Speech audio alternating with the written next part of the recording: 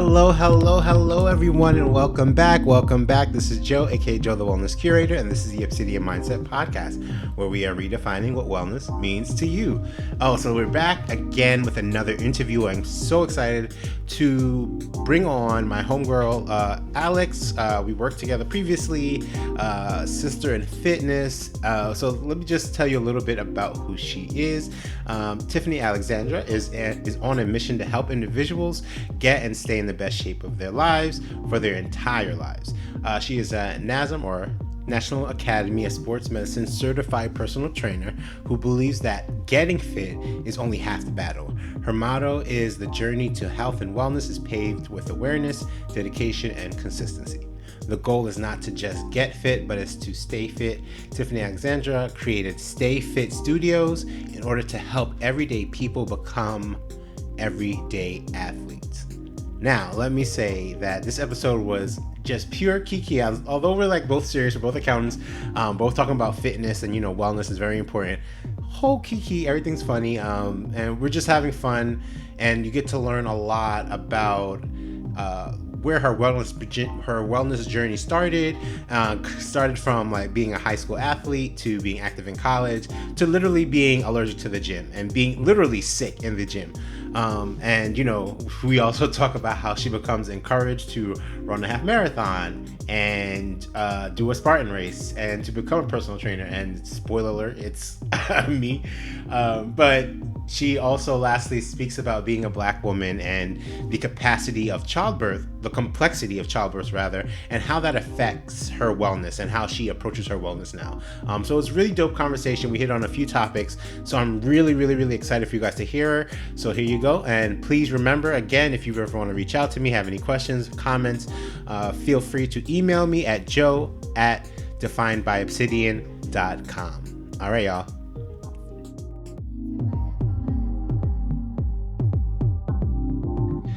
All right. Hello, everyone. Welcome back. So excited to have Alex on this show. This is the Obsidian Mindset Podcast again, and excited to talk wellness, all things wellness with Alex. Say what's up, girl. What's up, y'all? I'm super pumped. Almost Friday. Okay. So where are we starting? So I think where we want to start, and where we always start, is I like to get an understanding of what the person's wellness journey is or their story is in whatever way that rings true to you. So just let me know, or let everyone know, what your wellness story or journey is. Oh, man. My wellness journey starts with, let's just say I was once allergic to the gym. I swear I hear this all the time. All right, go ahead. I'm like, why are you still saying that? All right, go ahead. Because it makes for a good story, Joe. All right, so no, just kidding. My wellness journey, I guess, starts from being a high school athlete, I suppose. Always being active, and that's something I enjoyed doing. I played soccer in high school, but did absolutely no sports in college. I did the step team in college, but the gym didn't see me. Let's just say that. Post-college life, I realized I was not active at all. So it's like rediscovering what being active looked like again, outside of like having my team sports. I didn't have like practice to go to. I didn't have games to look forward to. So it was kind of discovering how I could stay active being, an adult in this point in time in my life. I tried the gym several times. I tried different gyms. I tried the Y. I was at Crunch. I was at Blink. Went back between Crunch and Blink. I did Planet Fitness at one time. I think that's about it. I tried the gym. I tried all of them. Right. And each time I would say I was good for like 3 months, maybe like not 3 months, just kidding. Like 3 weeks. And something will go wrong. Either my body will be tired and I won't get up or like follow the cadence of whatever plan that I was on. And one day turned into 5 days, which turned into months and years. And then it turned into me finding another gym. And the cycle continued for at least like 3-4 years, maybe. And I would really get sick though. Like, it's not being fake allergic. I would really go 3 weeks, maybe 3 or 4 times a week, going hard, getting my cardio, strength training, and I would legit be sick. So that's why I say I was allergic to the gym. And so what I did was I started actually collecting workout, I guess, materials or tools at home. So for the sense that since I'm somehow allergic to the gym, let's try working out at home and see if that worked. And it did work. And it got me to the mindset of, making sure that I was still moving and being active, without being in the gym. I then this was my last try of crunch. I went with a friend to Zumba class, I think. And I loved it. I loved it so much that I actually, this is funny. I actually spent like 8 hours of my life in a long Zumba training to get a certification that I never used. I remember I was there. Oh, what a time. Watch one video or listen to one music to learn any Zumba moves. It was an experience. It was a learning opportunity. A learning opportunity at that. I kindly canceled that joint real quick after, but it was fun. But now being exposed to, knowing that I like Zumba but don't like enough to teach it, I was still going to crunch. And I think this is around the time, or maybe after, not sure what the timeline lines up, but I was, how do I say this in a nice way? I was encouraged. Here we go. Go ahead. Encouraged to run a marathon. I settled for a half marathon. Compromise. That's a great compromise. I signed up with the encouragement of our dear friend Joe. Hey, y'all. And the first 2 weeks into this training process, I regretted it. I was like, why did I sign up for this? I signed up to run 13.1 miles, but what they don't tell you is you got to run at least like 40 or like 40 to 50 miles in preparation for this 13.1 miles that you're going to run in like 3 months down the line. See, I didn't read that in the fine print. That wasn't there. I muscled through. I trained up until about 8.5 miles. And then, it was above me at that point. Not above me. Whatever happened after 8.5 was between me and God. But no, that was a great experience after the fact, right? When I look back on it, just the push through in me actually getting up at like 4 a.m. to run, at the end when it became like 6 miles, multiple days, like to be able to do that, it felt great after the fact. The day of the race, not so much. It was a May race. It was brick cold and raining. For 2 hours, I was running in rain and cold. But you did that. Needless to say, I did not have use of my limbs for about 4 days after. But it was fun. I was very happy that I did it. And I had a lot of encouragement. And, a lot of people cheered me on through the entire process. And even afterwards. So it did feel like a good, thing to check off the list that I didn't have. Sometime after that, I was then encouraged once yet again. There's a pattern here. There's a pattern I'm noticing. Here, Joe. To participate in a Spartan race, which is super cool. We did a sprint, so it's about 3 miles of running, and in between the running, you have obstacles to accomplish, which is pretty cool. the training for that was fun. Or burpees. It was filled with a lot of burpees. And I know you're like, burpees? Listen, if you don't do your obstacle, you have, I think at the time I was told it was 30 burpees. So in my training, I made sure that it was one thing that I could do, it was going to be them burpees. So I wasn't stuck at a station for too long. And I think it worked because I knocked my burpees out. Everyone else is trying hard for them for the obstacles. You're like, all right, let's just get to these burpees and let's move it because time. I knocked my burpees out, and I was probably like equally proud about my burpees as I was in passing the obstacles that I actually did that I was able to actually go through and do. And I think everything just skyrocketed after there. I was working out in the gym when I was training for the Spartan. I had a trainer walk up to me and jokingly ask me, like, what are you doing here again? Are you trying to work here? And I was like, oh, yeah, actually, I'm trying to work here. Then it was the inquiry about me passing my exams. At that time, I had bought the material, but didn't really study. Again, encouragement from someone else. To buy the materials. 3 for 3. 3 for 3. Man, oh man, Joe. But went through the process, studied, and did get my cert. And I started part-time as a personal trainer at Crunch.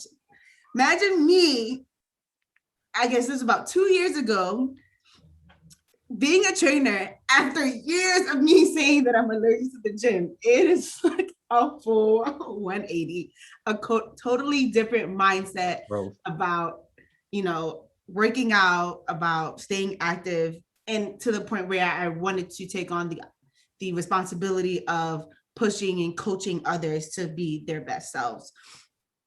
And being a trainer for the last, I guess, almost 2 years now, crazy. I've learned a lot about how to go about coaching people. Even I think it also helped me to kind of level up in my own personal fitness, in terms of being more educated on movements and muscles and how to make everything work for my lifestyle, for what I need to be, what I want to be able to do.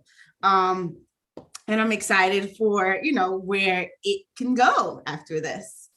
All right, I'm gonna pin on that one because I got more questions on that. But where do I even start? Because my name I feel like I need to defend my name a little bit, but so what were you actually, I think the main question, what were you actually allergic to? Like, were you allergic to the all right, so this is gonna sound, so no shade, no shots thrown. The gym was just probably dirty. I'm glad I'm glad they're stepping up their cleaning game because yeah, that's probably all it boils down to. The gym is dirty. Got it. And I mean, you held your space clean. You brought your own stuff. Yeah, and I've been back to that same gym since. And in a post-COVID world, I would say post during this, yeah. And I haven't been sick since. So I'm glad that COVID could come and help them clean up. Listen, everyone needs a thing. They had their push, and that was it. All right, so I'm glad we need a nice little tagline. Allergic to. I don't know. We're gonna think about that. So I think one thing that you mentioned is, well, before we even get to that, one thing that I like to ask or acknowledge is that everyone has different intersectionalities of identity, and so being a Black man and for me shifts how I see wellness. So for you, I would like to know, or would like you to let people know what you identify as. And how does that affect wellness, either your perception in the world or just how you have to hold yourself in the wellness or fitness space?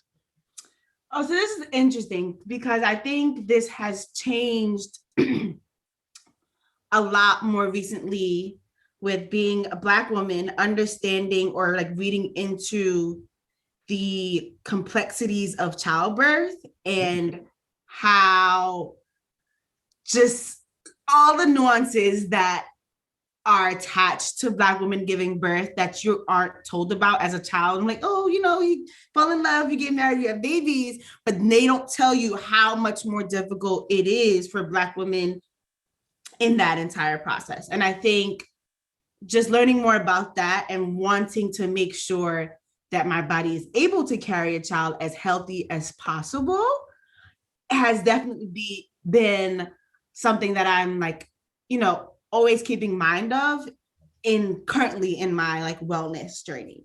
And then I would also say I used to walk a lot, and then finding out that I had like a bulging disc like in my back brought me into Pilates, which I love, which brought me back to like being really mindful of strengthening my core. So kind of something that I used to do for aesthetics before, but now understanding that there is a real, reason why you should have like a strong core and what implications that can have. And I think, they both come full circle into making sure that my body, can do what I need it to do years from now.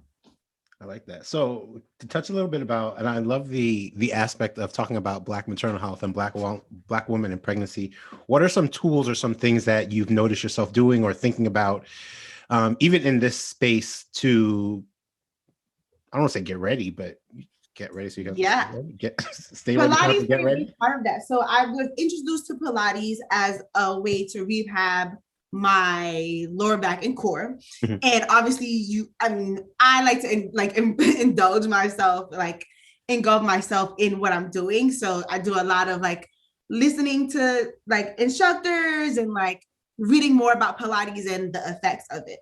It's actually a great tool to keep your entire core intact, and not just, for abs, but to make sure that everything connected to it is also, good, in a good place, right? So hip flexors, because childbirthing, you need your hips to push. Like all of these are, I guess, incorporated in childbirth, but also good just for your body. Like to have a strong core helps, help you lift loads, you carrying grocery bags, whatever you're carrying, right? These are normal activities that you would want to be able to do, and how your core plays a part in that. Like that. So even some of these tools, and as a Black woman, how do you, and you mentioned before, as a trainer, you're enjoying coaching and helping people level up for the most part.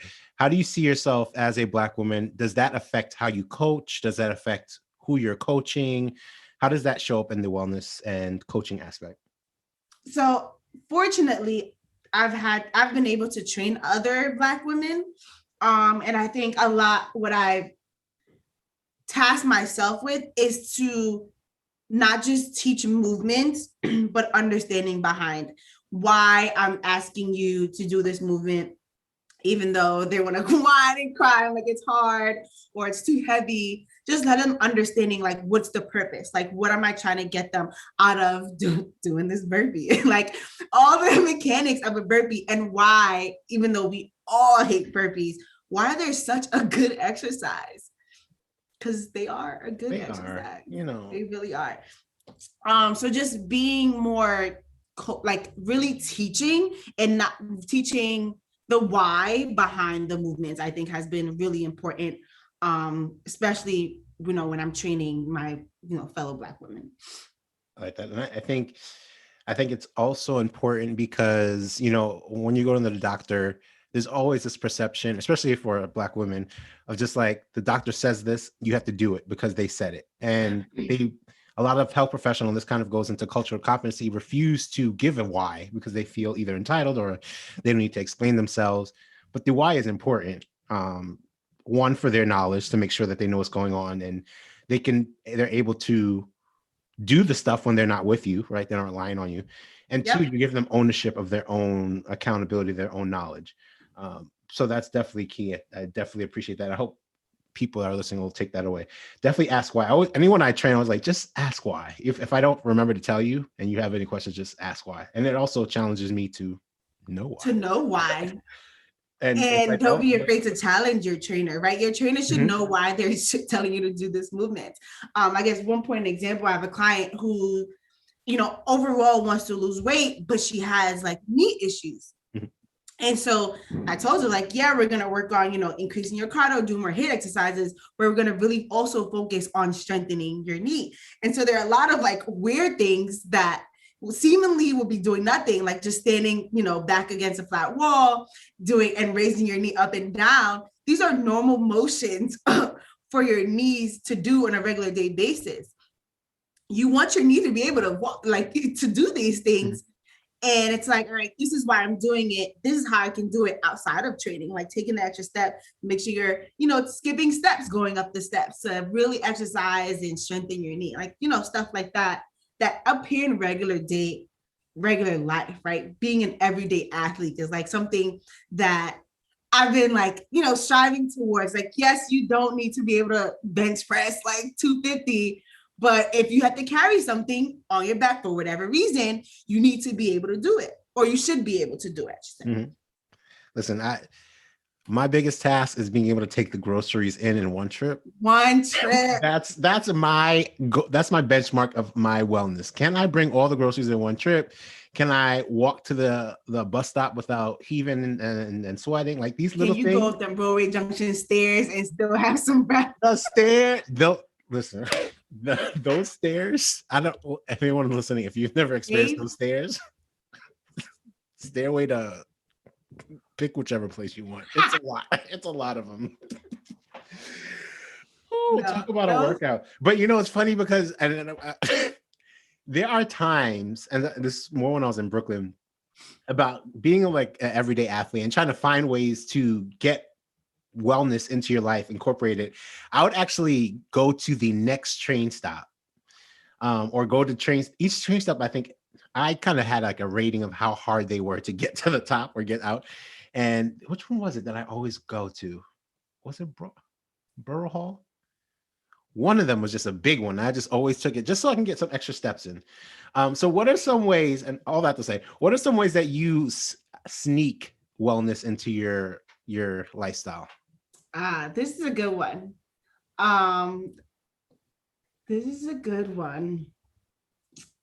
What are some ways that I sneak it in? I think I will kind of bring it back a little bit, because now I do it and it's become so natural for me to do it that it's probably not sneaking anymore. But there are definitely times where I took the stairs versus, get on the elevator. Mm-hmm. I never did the train stop thing though. And I think I never did the train stop because OCD a little bit, right? I'm so used to knowing what car I need to be in for my train stop that I now need to go relearn what car I need to be in for another train stop. That ain't really sit right with me. I mean, you could just walk the extra train that you did. No. Listen, I still don't, try to avoid as much people as possible. I mean, yeah. But definitely the biggest thing is taking the stairs over the elevator. And taking the stairs, like encouraging other people to take the stairs with you as well. And I think a lot of people get annoyed, but it's like, come on, because take the stairs, making it a fun activity. I actually have my team take stairs during busy season as a part of like dinner breaks. And my manager was all for it. And we walked up the stairs to the 40th floor, walked like down to 25th, like 15 flights of stairs. You said 15? 15, mm-hmm. Just because? Yeah, it was our break. I suggested it as a joke one time. She was like, yeah, sure, let's go. And we'll do it. We did it right before dinner. So we'll order dinner, then walk the stairs. And by the time we were like settled from being the stairs, food would be there. We'll eat and, catch this busy season second wind. Oh, gosh. But yeah, it's definitely stairs over elevators is the biggest one. I get a lot of steps in when I have to park blocks and blocks away from my apartment. So that's, like I said, it's become second nature. I no longer think about it as me like sneaking in exercise. I walk so much at this point that it's like normal. I like that. So with that, you did mention, so you're accountant by day, or accountant is your main job, and then you do training. Yes. So how do you balance that? How do you, and this kind of goes into occupational wellness. How do you balance that time-wise, energy-wise? Compartmentalizing and timing. I know between the hours of 9 and 6, I need to be an accountant. Mm-hmm. And that's all you're getting. Anytime outside of that, like post 6 and before 9. So at this moment, I do train clients in the morning before, sitting at my desk and doing work. I am a trainer. And then it's funny because sometimes training will sneak into my 9 to 6. So you guys can't see or may not see, but my gym in my apartment is very visible. And I kind of did it on purpose, outside of people having the virtual backgrounds and like the blurred backgrounds. Almost every new person I meet will comment about my gym, and we will have a 5-minute conversation about what they're doing for their wellness. And that's happened a lot in the last like 6 or so weeks, like at my new job. So it creeps in. And I think those are the times where I kind of feel happy, right? It's like, in my 9 to 6, I still got to talk about fitness in some way. But it's definitely important to compartmentalize and not let either of them creep. It's, you get the kind of like a gym high and like, oh, I want to stay, but, I got to go to work. I got to be at my desk to go to work. Yeah. And the same thing, like, oh, you want to finish this task, but, you're supposed to have, I got Pilates at 7 and I got to travel. Mm-hmm. So we got to stop at 6. I need to, make my way to Pilates. It's really about making sure you are diligent and intentional about your time and how you map out your day-to-day activities. I like that. And kind of going into that, how do you take care of your mental wellness during all this? So you're doing all the physical, you got the job thing going. How do you take care of your naps? Naps. I feel like if y'all don't know, if there's one person that I know is serious about their naps. Let me tell y'all, this working from home has naps. Priority. To the point where I even take like my lunch break that I designate for myself, because, you need a lunch break throughout the day. Don't let nobody tell you that you're not supposed to have a break during lunch. Boundaries. And I would say just a tidbit, mark it up in your calendar. Take a break, lunch. Don't put no meetings at this time. Anyways, there are often times I think yesterday, I most definitely took a 20-minute nap during my break. Now, just to say, I have perfected the 20-minute nap in college. There's a method.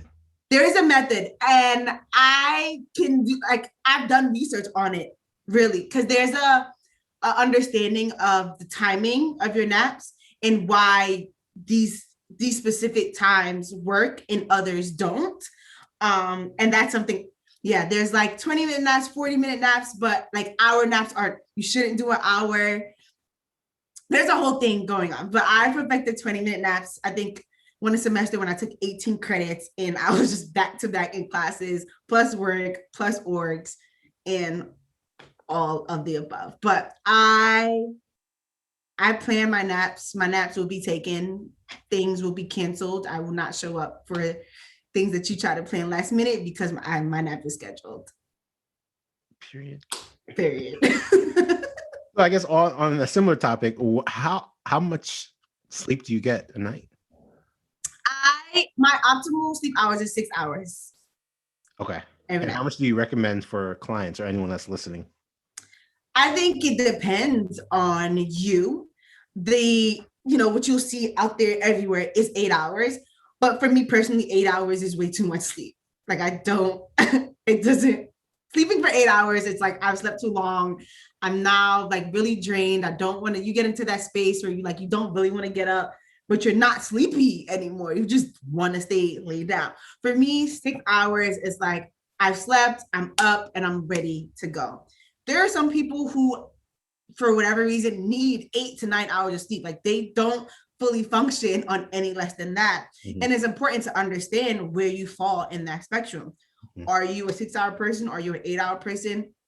I would say the least amount for any functioning person is 5.5.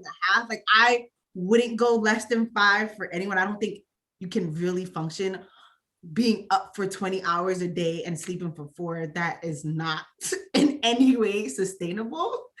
So I would say recommend between 5 and 8.5, 9, but you have to know where you fall in that spectrum and work, plan your day accordingly. So make sure that you're getting the amount of sleep that you know you need. Your body knows you need. Yeah, I think that's key. I think one, knowing yourself, and two, like you said, being intentional. I think, and this happens to me as well. Like, I'm intentional about the gym. I'm like, all right, I got my whole gym week plan mapped out. I know what's going on at work. I have my whole work schedule, 10 to whatever hour I end work at.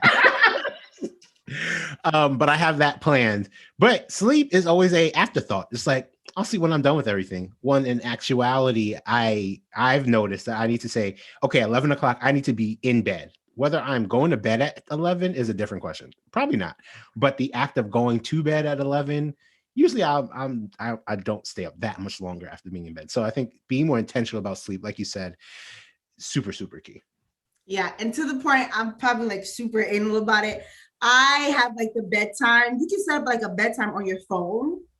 I set up to a point where I think after 11, my apps, like I have to do like an extra step to get into my apps. Like they don't shut off, but it's like it's in bedtime mode.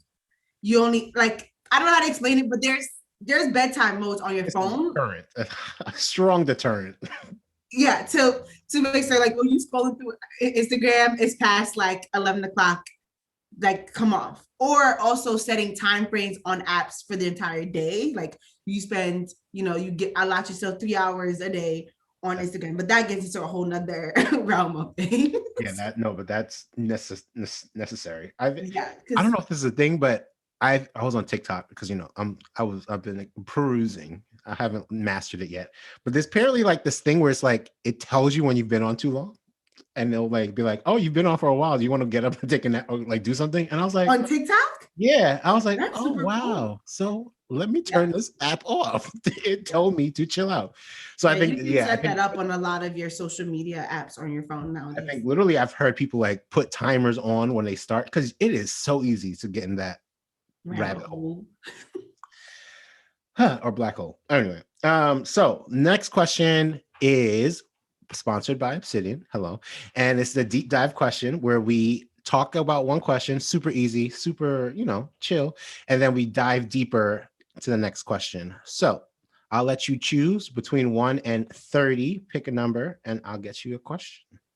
7. 7. Is like 7 your number? Yes, it is my number. Okay. All right, ready? First question. Oh, of course it'll be a finance question. How are you building generational wealth? Sorry, can you repeat? How are you building generational wealth?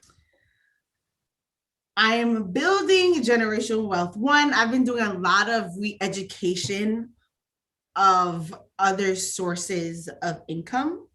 I think we've all been stuck in this wonderful 9-to-5 cycle that I am eager and yearning to get out of. I think that right now is like my biggest project in being able to build like real generational wealth, right?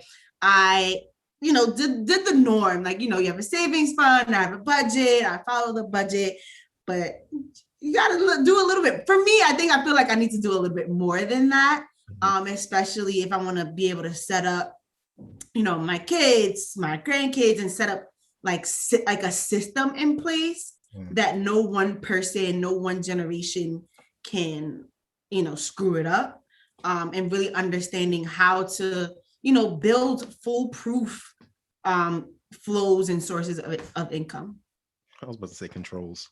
Controls and processes. That's accountant talk, y'all. Sorry. It slips out sometimes. So ready for the next question? Dive deeper question. What are some non-financial skills? And you actually mentioned like screwing up the next generation. What's some non-financial skills that you want to pass down that goes along with generational wealth? Non-financial skills. So not the savings and not the actually giving the money, but what are some maybe soft skills? Maybe that's a better question. Better reframing. I just an abundance mindset. also the mindset that, you work for your money. You don't have to be saving and investing and doing all this. You go buy your Birkin. Period. You buying a Birkin? I don't have a Birkin, but like you can do that too. And I would say personally, I've been on both extremes of like just eating the bare minimum so I can save money, and really understanding like, oh, I could buy, Ivy Park got another job and then she got another job 2 months after that. I could buy all these. Got them budgeted out. But you just find a nice healthy balance in the middle where you can do both and not feel guilty on, and be on one spectrum or the other. I think just the mindset, right? Like you can teach the tools of budgeting, but with the wrong mindset, you can fall into like, one spectrum of like, I can't spend any money. I need to save. Or like, oh, I make all this money. I can spend. So I think the mindset is going to definitely a key factor along with, tangible tools. That's what we're talking about. All right. So I think the last question I have, or the last request, is what are some tips and tools in your toolbox that you want to give people listening regarding wellness? First tool. Let's go. I mentioned this earlier, plan your lunch breaks, plan your eating. I am a foodie. I like to eat. I don't miss meals. Period. Plan your eating. You plan everything else throughout your workday. You need to say from this time to this time, you're going to eat. And things happen. I totally understand that. There's plenty of times where I've moved my lunch time, but I've never moved it off the calendar. And I think that's what's important, right? A task comes up, a random meeting comes up, something else goes astray, you need to spend more time on this than you thought. Move it, but don't delete it. Like make sure that you actually take the time out to eat. Number 2, nap time. Just reiterating the same important keys. Listen, you got to sleep. That's real. And sometimes your 6 hours or 7 hours on a regular day is sometimes not enough. Mm-hmm. I take habitual Sunday naps. I've been taking Sunday naps my whole life. All my life. I'm going to take those Sunday naps. And they hit different. Find some time during the weekend. Most times on the weekend is the time that you take naps. I would say after work naps don't do it. That's risky. It's very risky. You often oversleep, then you can't go to sleep and you mess up your whole sleep cycle. So I would not recommend after work naps. So if you do want to take naps, like outside of 20-minute naps the weekend, I think sleeping and eating and scheduling those things into your daytime is obviously super basic, but often often forgotten because of how basic it is. Mm. Another tip, I would say, budget your energy the same way you budget your money. Mm-hmm. Easy. That's kind of just plain and simple, just like that. Budget your energy. That's another tip, is find a group of people that you can talk about everything with. And I think it helps kind of have, mini venting sessions, just like, oh, you saw this. What do you guys think about that? I think, I've been fortunate to have groups like that. And I think it's helpful to not have all your weird thoughts bottled up, and to be able to I saw this and I thought this, what y'all think, right? Mm-hmm. It can be from serious to not something not serious. But it definitely helps to keep your creative juices flowing, that you're not just locking all these random thoughts that you saw something, you had a thought and then you kind of dismissed it. Mm. I think it's good to be able to have a free range to speak in a group of people. Sometimes you want to vent about burpees and you don't have the right people to talk to. So that's No, that is so real. Listen. like, So real. Sometimes you want to vent about financials not tying. And that go get it. Then I go to an account. I really get it. So I think it's super important that you find people to vent in, you know, whatever areas of interest that you have, or people who are open-minded, regardless of whether or not they're interested in those same things, are open-minded and can really, you know, be a sounding board sometimes, or just a white wall to bounce ideas off of if you need. I think it's super important to have people like that, resources like, you know, at your disposal. Perfect. I love that. We'll end on that note. I just want to say thank you, Alex, for being on. Appreciate it. And we will catch everyone later. As I like to end, thank you for picking you, and we'll catch you on the flip side. Later, y'all. Bye, guys.